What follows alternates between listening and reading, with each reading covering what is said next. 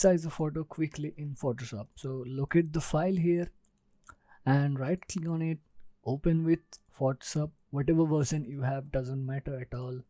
And then here we go, and to do that, just click on image size, and this is the actual size here. So I want to resize it like 500, and this is because aspect ratio is on, so this is gradually decreasing. So 500, 334, and I click OK.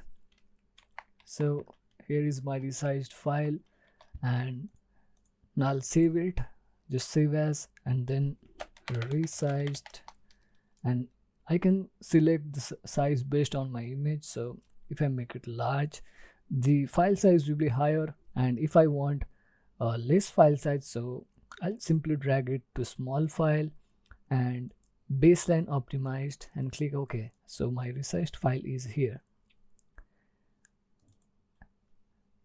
So here is my resized file.